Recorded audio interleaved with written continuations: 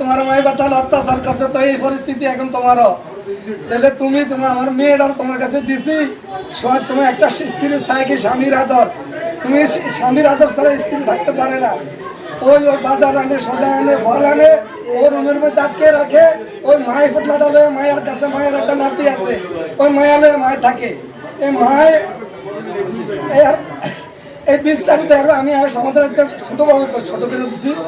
আমি আমাদের সব একটা বাসা লো, ওই সঞ্জয় স্যার মিললাম আমরা একটা বাসা ঠিক করে দিচ্ছি অনুকার পিছনে বাসা এনে মাস 3 মাস খাওয়ার পরে ঈদের আগে, রোজার আগে দিয়ে সবাই আমার কাকা যাওয়া রয়েছে, বাবা মারা গেছে, যদি মৃত্যু এখন আমার ফ্যামিলিতে আইতে আমাদের সংসারটা আমি আচ্ছা এটা যদি তোমরা মিলদাল করে যাও তাহলে ভালো হইব। তো মৃত্যুর আমি মিলদাল কয়ে মৃত্যু আইসে আই 1 সপ্তাহ টিকতে কেন, তার মা লেগে খুব অত্যাচার করে।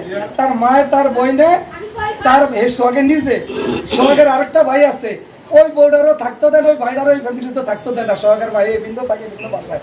আর সোহাগের মায়ে যদি খায়, সোহাগে আসে, সোহাগে আইলে রুমটা ঢুকে সোহাগের দুয়ার ডাকিয়ে দেয়। সোহাগের মায়ে বললোকে কথা কিন্তু দেয় না।